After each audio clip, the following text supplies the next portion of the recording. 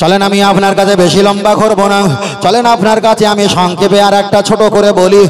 ও বাবাজিরা, খুব ভালো করে খেয়াল করে দেখবেন, আমরা কুরবানির সময় আমাদের কাছে কুরবানি হাজির হয়ে যায়।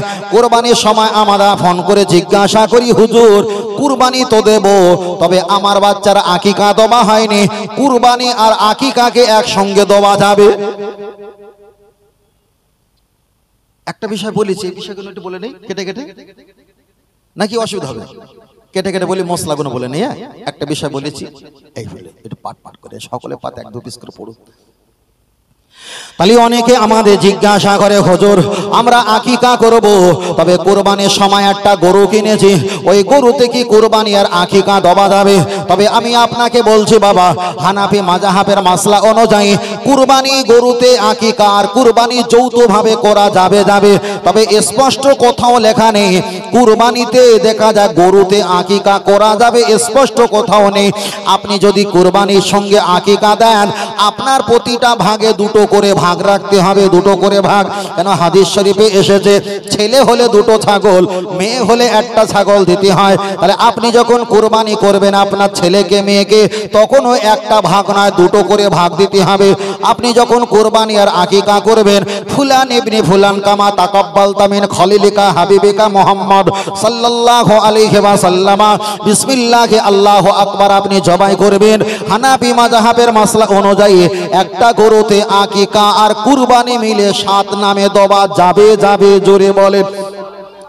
এবার বলবেন, হুজুর আমার বয়স 23 বছর, আমার বয়স 40 বছর, আমার বয়স 60 বছর, এখানে কি আকিকা দেওয়া যাবে? তবে হাদিসটা হাদিস শরীফে পাওয়া যায়। আল্লাহর নবী বলেছেন, একটা বাচ্চা যখন ভূমিষ্ঠ হয়ে যাবে, ওর বয়স দেখা যায় 7 দিন বয়স যখন হয়ে যাবে, ওর মাথাটা মুন্ডাও, মাথার চুলটা নেড়া করো, হাত পায়ের নখগুলো কাটো, হাত পায়ের নখগুলো কেটে নিয়ে চুলগুলো কেটে নিয়ে একটা মিজান পাল্লাতে বসিয়ে দেবে। যতটা ওজন হবে অতটা শক্তি অনুযায়ী হীরা জহরত কাঞ্চন মণি মুক্তা তুমি তার অলংকার দিয়ে ওই টাকাটা মানুষকে সাদকা হিসাবে দান করে দেবে। যদি তোমার সম্ভব না হয় রূপার পরিমাণ তুমি দাও, সম্ভব যদি না হয় কিছু পরিমাণ মানুষকে তুমি বিতরণ করে দাও। তবে একটা বাচ্চার বয়স যখন 7 দিন হবে তার নামে তোমরা আকিকা করবে। ছেলে সন্তান হলে 2টো ছাগল, মেয়ে সন্তান হলে একটা ছাগল। কিন্তু আমাদের সমাজে এমন একটা বদ অভ্যাস চালু হয়েছে, আকিকার নামে খোঁজ নেই, এখন বড় কামান করতে হবে, এতেই বিধি ব্যস্ত হয়ে পড়েছে। কামান কে বলেছে? বলছে আর বড় সমুদ্রের খালাতা বোনের ভাইজের মেজনের চাস্তা বোনের ভেয়ের একটা ভাই এসেছিল, তিনি বলেছে কামান করতে হবে, বড় রাত করতে হবে। ভাই এগুলো দাদি নানি খেতে চায়, খাওয়া, তবে এটা কোনো ইসলামের সঙ্গে সম্পর্ক নেই, তবে এটা নাজায়েজ বলতে পারছি না। 7 দিন বয়সে বাচ্চাকে আকিকা করতে হবে। আপনি যদি বলেন হুজুর আমার আব্বা মা গরিব ছিল, আকিকা দেওয়ার মতো প্রসেসিং আর পরিবেশটা ছিল না, এখন আমরা কি করব? তবে আপনি 24 দিনে আকিকা করেন। 24 দিনে যদি আকিকা করার মতো অর্থ সম্পদ যদি না হয়, আল্লাহর নবী জীবনের আকিকা নিজে করেছে, বয়স ছিল তখন 40। জোরে বলেন। নবী পাকের বয়স ছিল তখন 40। আল্লাহর নবী আমার নিজের আকিকা নিজে অর্থ দিয়ে তিনি আকিকা করেছিলেন। এখানে হানাফি মাযহাবের মাসলা একটা চলে আসবে, মরণের আগে বাচ্চার নামে, বাপের নামে, মায়ের নামে যাদের আকিকা করা হয়নি, কুরবানির সঙ্গে কিংবা আকিকার পরিবেশে আকিকা করে দেবেন। চেষ্টা হলো বান্দার, কবুল করা দায়িত্ব মহান আল্লাহর। জোরে বলেন। চলেন আমি আপনার কাছে বলছি, লক্ষ্য করে দেখা যায় আমরা আকিকার গোশত কেমন করে করি। আপনি যখন কোরবানি করলেন 3টে ভাগ করলেন, একটা ভাগ করলেন বাড়ি পরিবার সদস্য আপনারা খাবেন, এটা ভালো। আর একটা ভাগ করলেন আপনার দূর দূরান্ত যত আত্মীয় পরিবার আছে, দূর দূরান্ত ছেলে মেয়ে বৌমা জামাইবাবু তাদেরকে দিলেন, এটা অবশ্যই ভালো। আপনি গরিব মিসকিনকে একটা ভাগ দিলেন, এটা অবশ্যই ভালো। কিংবা আকিকা আর কোরবানি যদি একসঙ্গে করা হয়, এটা তো মান্নত নয়, এটা তো নয়, এটা তো দেখা যায় দান, এটা তো অন্য কোনো দান নয়, এটা হলো শরীয়তের একটা বিধান আপনি পালন করছেন। ঠিক আকিকার গোশত আর কোরবানির গোশত একসঙ্গে মিলিয়ে 3 ভাগে ভাগ করে মানুষকে খাওয়াতে পারেন। এবার আমি আপনার কাছে একটাই কথা বলছি, ও বাবাজিরা আপনি আকিকা করবেন আলহামদুলিল্লাহ ভালো, তবে হাদিস শরীফে এসেছে বাচ্চাকে যদি আকিকা করা না হয় হাসরের ময়দানে আল্লাহর কোরআন জানিয়ে দিয়েছেন, ইয়ামা ইয়াফিরুল মারউ মিন আখিহি ওয়া উম্মিহি ওয়া আবিহি ওয়া সাহিবাতিহি ওয়া বানি। আল্লাহর কোরআন বললেন কিয়ামতের দিন ছেলে মেয়ে বি বাচ্চা নাতি পোতা তোমার পরিবার পরিজন তোমার আপন বলে কেউ হবে না। আল্লাহর নবী হাদিস শরীফে বললেন আনা খাতামুন নবিয়িন আলা নাবিয়্যা বাদি, আমি হলাম শেষ নবী, আমার পরে আর কোন নবী আসবে না আসবে না। আল্লাহর নবী পরে বললেন আনা সাইয়্যিদু উলদি আদম ইয়াউমাল কিয়ামাহ আকামা ক্বালা আলাইহিস সালাম, হাসরের ময়দানে তামা পৃথিবীর নবী উম্মতদের আমি হেড লিডার কাউন্টার হয়ে যাব। আনা আউয়ালু শাফিঈন, আমার সুপারিশ প্রথমের সুপারিশের কারণে আল্লাহ ওদেরকে জান্নাত বানিয়ে দেবেন। ও আমার জওয়ান যুবকেরা, তাহলে আপনার বাচ্চার জন্য ছেলের জন্য মায়ের জন্য আপনি আকিকা করবেন। আকিকা যদি না করেন হাসরের ময়দানে আপনার সন্তান আপনার পক্ষে হবে না। আকিকা যদি না করেন আপনার মেয়ে আপনার পক্ষে হবে না, আপনার এগনেস্টে চলে যাবে, আপনার এগনেস্টে পালিয়ে চলে যাবে। তাই আমি আপনাকে বলতে চেয়েছি বাবা আপনি আকিকা করবেন, আকিকা করবেন। তবে বাপ মা যদি করতে না পারে, আল্লাহ আপনার সময় দিয়েছে, অর্থ দিয়েছে, তাকওয়া দিয়েছে, সময় সম্পত্তি আল্লাহ সম্পদ দিয়েছে, আপনি নিজের আকিকা নিজে করবেন, এতে কোনো সমস্যা নেই। তবে একটা কথা খেয়াল রাখবেন, আকিকা করে পশু কুরবানি না করে আকিকার টাকা দান করে দিলে বাবা হবে না।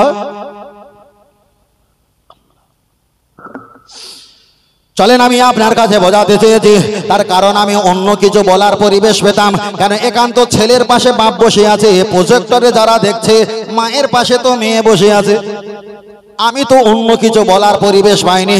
তবে আপনাদের কাছে একটাই কথা বলছি, তাহলে আকিকার বিষয়টা আপনার কাছে পরিষ্কার হয়ে গেল। চলেন এবার দ্বিতীয় নাম্বার আগিয়ে যায়।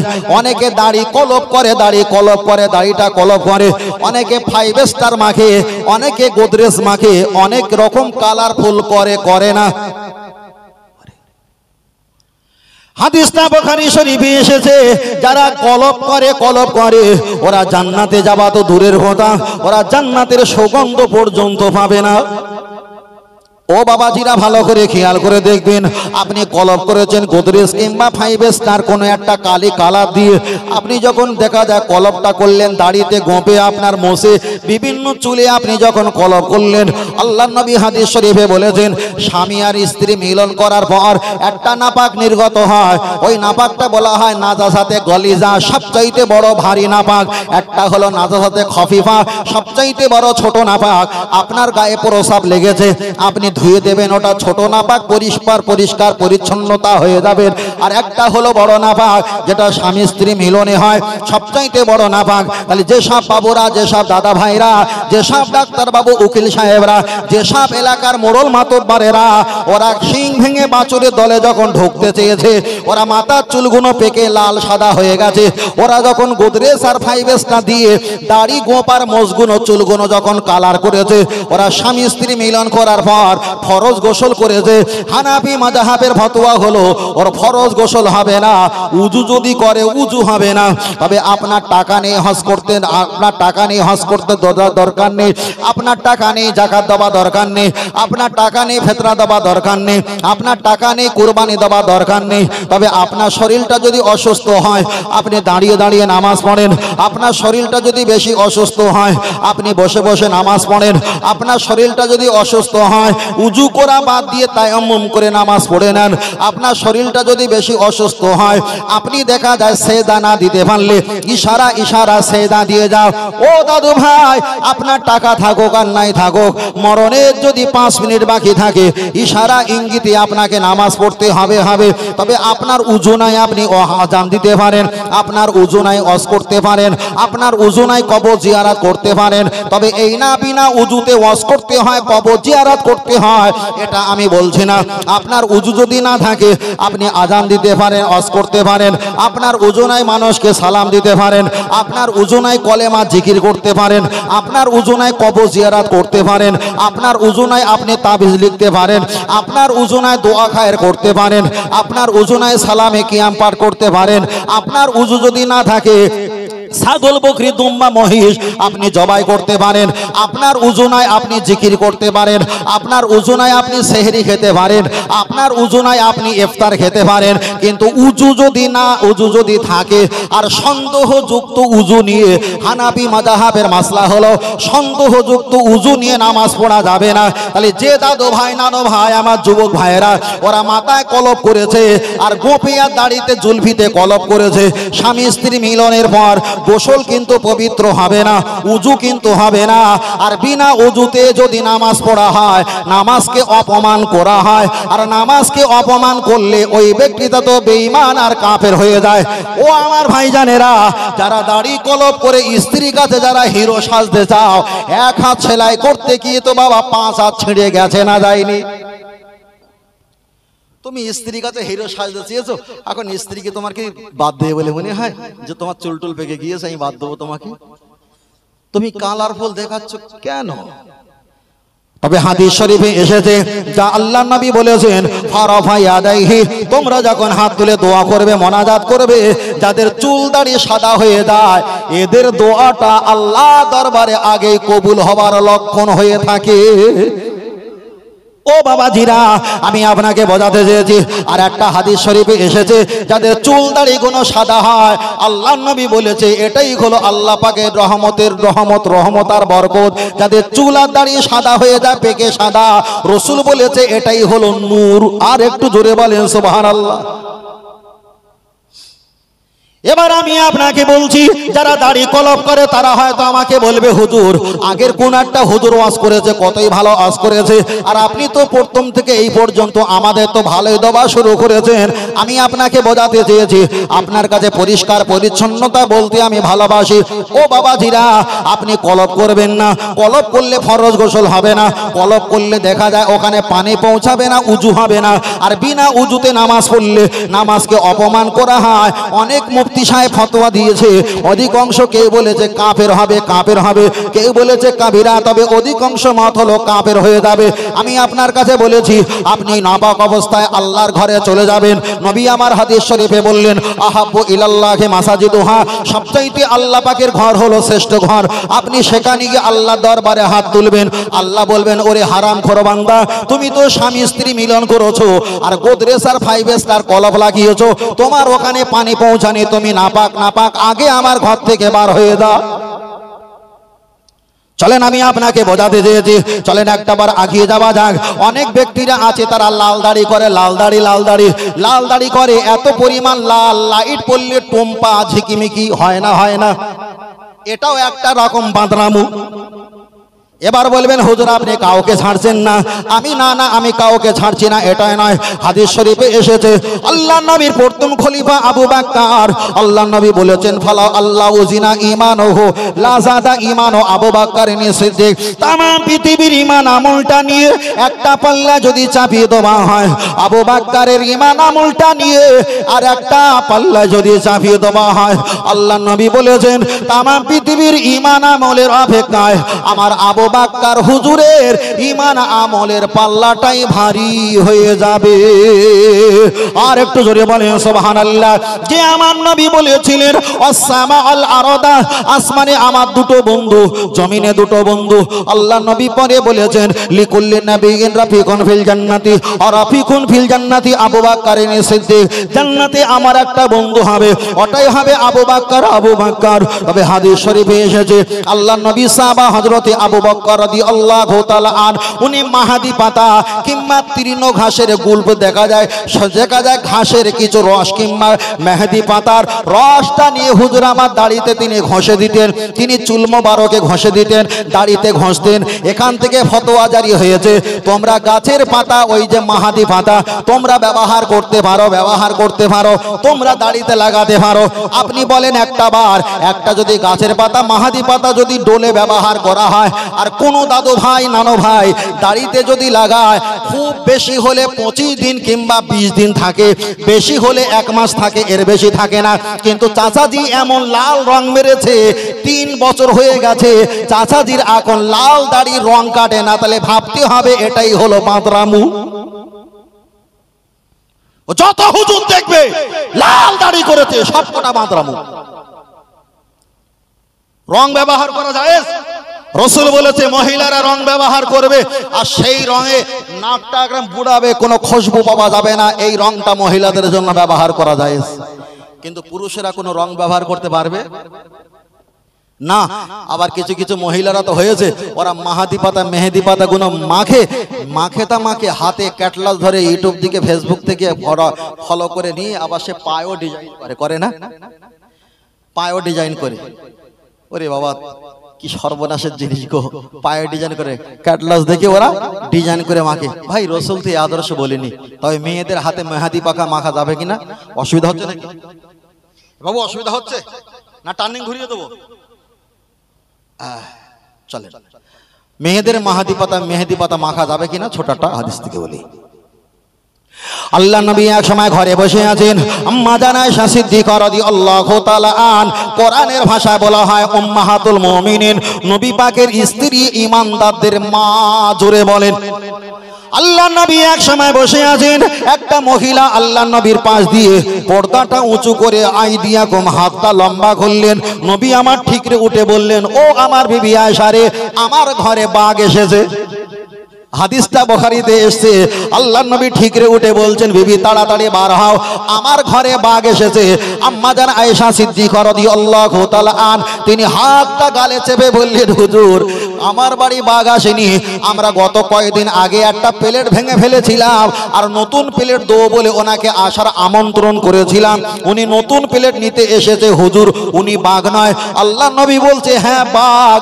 আম্মা জান আয়েশা সিদ্দিকা বলছে, হুজুর বাঘ নয়, এবার আপনি কোনটা নেবেন? তখন আম্মা জান আয়েশা সিদ্দিকা ওই হাদিসের ব্যাখ্যা দিয়ে বলেছেন, ও মদিনার নারীরা তোমরা শুনে রাখো, আমার ওই বুবুজানকে রসুল বাঘের হাত কেন বলেছে জানো? আইদিয়াকুম পরিষ্কার মেয়ে, আর ফারসা চামড়া, আর মেহেদি পাতা গুলো লাগিয়েছে, টপ টপ টপ টপ করে ফটা ফটা করে লাগিয়েছে। ফারসা চামড়া যদি লাল রং দেওয়া হয় বাঘের মতো দেখায়। তাহলে এখানে তাফসীর কারকেরা ব্যাখ্যা করে বলেছে, মহিলারা হাতে মেহেদি পড়তে পারবে, তবে ডিজাইন করলে রসুল তাকে বাঘ বলেছে। তার বাঘের ব্যাখ্যা হলো, ওই মহিলা ওই ডিজাইন দেখে যেমন তেমন পুরুষের গলা ধরতে পারে। চলেন আমি আপনাকে বোঝাতে চেয়েছি, তাহলে একটা মহিলা হাতে মেহেদি পাতা মাখবে, তবে মেহেদি পাতা মাখার কারণে হাতে কোনো ডিজাইন করতে পারবে না, হাতে কোনো রং ঢং করতে পারবে না, ওখানে কোনো অক্ষর দেখা যায় N+H এমন কোনো অক্ষর দিতে পারবে না। ও বাবাজিরা, রসুল এটা বোঝাতে চেয়েছেন, ওরা হাতে এত পরিমাণ ওরা মেহেদি পাতা দেবে, ওই মেহেদি পাতা এত পরিমাণ দেওয়ার কারণে ওদের হাত হয়ে যাবে টুকটুকে লাল, তারপরে হয়ে যাবে কালো, আর ওই হাতে কোনো খাদ্য খেলে ভালো রুচিবোধ হবে না। রসুল বলেছে এটাই হলো মেয়েদের জন্য মেহেদি পরা যায়। জোরে বলেন।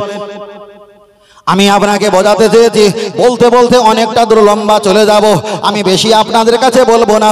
তবে অনেক মেয়েদের হয়তো রূপার দেখা যায়, রূপার অলংকার কেনার ক্ষমতা আছে, অনেকের নেই। অনেক মেয়েরা পায়ে আবার রূপার মতো ডিজাইন পরে, যেমন পায়ে নূপুর পরে এমন করে ডিজাইন করে। আল্লাহ নবী হাদিস শরীফে বলেছেন, ও আমার সাহাবীরা জেনে রেখে দাও, আল্লাহ হালালাহু ও হারামা হারামাহু, ব্যবসা হলো হালাল আর সুদের কারবার হলো হারাম। আল্লাহ নবী বলেছেন ব্যবসা অবশ্যই হালাল। তবে আপনাদের এই মার্কেট থেকে আমি ঘুরে আসলাম, দেখতে পেয়েছিলাম কিছুদিন আগে গরমকালে দেখেছি একজন বাবাজি, তিনি আখের ব্যবসায়ী করে, আখের ব্যবসা করে। আর আখের ব্যবসা করতে গেলে যে চাকাগুলো ঘোরানো হয়, ওই লোহার চাকা 3টে 4টে করে বড় বড় ঘুমর দেওয়া থাকে। একবার করে ঘোরালে ঝুম, আর একবার ঘোরালে ঝুম, দুটো এক জায়গায় করলে ঝুমঝুম এমন করে আওয়াজ হয়, তাহলে ঝমঝম করে আওয়াজ হয়। ও বাবাজিরা, আল্লাহ নবী রাসূল আমার হাদিস শরীফে বললেন, মা কুল্লি দারসিন শয়তান ও আকামা ক্বালা আলাইহিস সালাম, পাত্রযন্ত্র ইমানদারদের জন্য হারাম।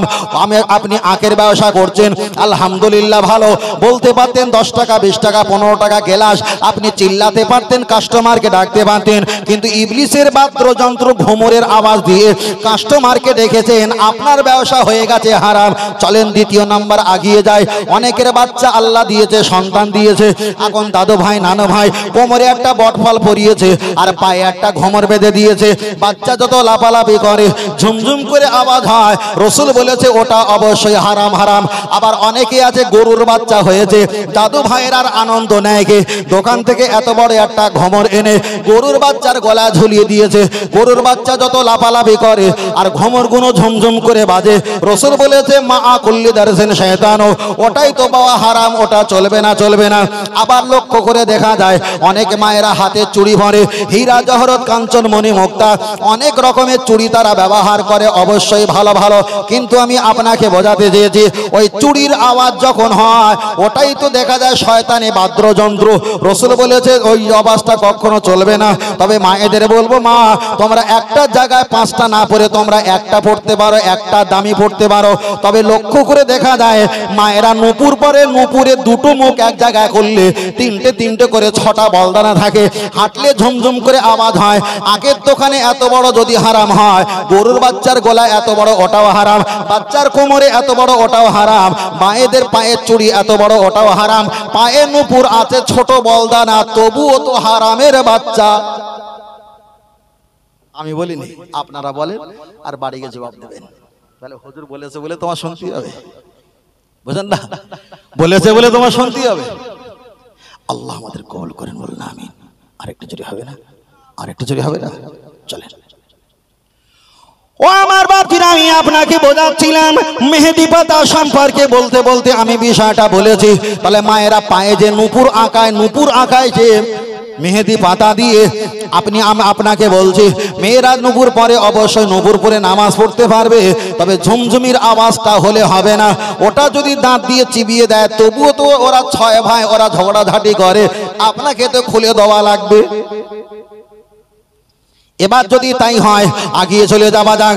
অনেক আমার ভাইরা আছে হরিকতি, আমলকি, বয়রা, অর্জুন, কালমেঘ, রজনী, বিমাল, তুলসী, শেখর, শান্তি, মুসাফির, দিলবার, রাকেশ খৈনি, রাজা খৈনি হত্ত খাওয়া খায় আর হাতে দিয়ে দু চারটে থরথাপ তালি মারে না।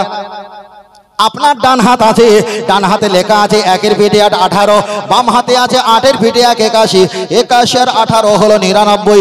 আল্লাহ পাকের গুণবালী সিফাতি নাম হলো 99টা। আপনি খুশি হলে তালি মারতে পারবেন না, খুশি হলে বলতে হবে হর কিসম সে সব তারিফ আল্লাহ তাআলা কা লাইক হে, আলহামদুলিল্লাহি রাব্বিল আলামিন। আপনাকে শুকরিয়া আদায় করতে হবে। তাহলে খুশি হলে শুকরিয়া আদায় করতে হয়। খুশি হলে আপনি যখন তালি মারবেন, একদিকে 18 একদিকে 81, 81 আর 18 হলো 99। আল্লাহ পাকের গুণবালী সিফাতি নাম হলো 99। কেউ যদি হরিকতি, আমলকি, বয়রা, অর্জুন, কালমেঘ, রজনী, বিমাল, তুলসী, শেখর, শান্তি, মুসাফির, দিলবার, রাকেশ খনি, রাজা খৈনি, বিমাল এত গুণ খাবার পর যদি তালি মারে, অবশ্যই আমি হারাম বলছি না খাওয়া, তবে তালি মারাটাই হারাম। বলে হুজুর যাচ্ছিল ওদিকে আবার এদিকে আসলো, আল্লাহ এটা সমস্যা হচ্ছে নাকি? সমস্যা হয় না তো? আল্লাহ, যারা খায় না তারা বলতে হুজুর ঠিক আছে, যারা খায় বলে সর্বনাশ করবে। কি সর্বনাশ করলো? তালি মারা সরে দুম। আর যারা একটু নেশা করে না ভাই, ওদের বিরাট মিল। আপনাদের অশোকনগর রেলগেট স্টেশনের নাম কি?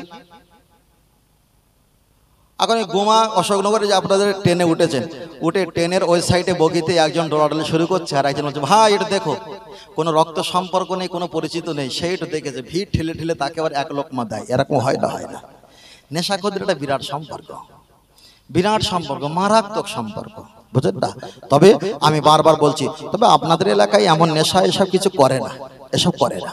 আল্লাহ, ও আমার বাপজিরা, আমি আপনাকে বোঝাতে চাই, লক্ষ্য করে দেখা যায় আমি আপনার কাছে ছোট্ট করে সংক্ষেপ করে বলছি। তবে আপনার কাছে বলছিলাম অবশ্যই মায়েরা তারা হাতে মেহেদি পাতা পড়তে পারবে, তবে ডিজাইন করতে পারবে না। আমার বাবাজিরা, ভাইরা, যুবকেরা ওরা দাড়িতে চুলে মেহেদি পাতা লাগাতে পারবে, তবে রং দিতে পারবে না, রং দিতে পারবে না। হোক থাকুক 10 দিন, 20 দিন, 25 দিন, 20 দিন, 1 মাস, তবে আপনি রং দিয়ে ব্যবহার করতে পারবে না। কেন? ইসলামে তো রং ব্যবহার করা শরিয়াতে হারাম। চলেন আমি আপনাকে বোঝাতে চেয়েছি। এবার অনেকে বলবে হুজুর তাহলে মেহেদি পাতা আমরা যদি হাতে ব্যবহার করতে না পারি, আমাদের সমাজে আবার এমন একটা প্রচলিত হয়ে গেছে বিয়ের আগে ওরা কখনো হলুদ মাখে না, বিয়ের 3 দিন 5 দিন 1 সপ্তাহ আগে হলুদ মাখামাখি হয় না, হয় না? আমি আপনার কাছে ছোট করে অপশন করে বলছি, আপনি যদি মেয়েরা যদি হলুদ মাখে তখন বলবে হুজুর আপনি সুন্দরবন থেকে এসে ফতোয়া তো দিয়েই গেলেন, আমরা কি হলুদ মাখতে পারবো না? মা আপনি হলুদ কেন, সারা জীবন তো ময়দা মেখেছেন, হলুদ মাখবেন, আমার সমস্যা কি? কিন্তু বিষয়টা হলো এটা, আপনি রূপচর্চা করার জন্য হলুদ মাখতে পারেন, নিম পাতা মাখতে পারেন, এত বছর খুঁজে পাওয়া যায়নি, বিয়ের 5 দিন আগে কেন?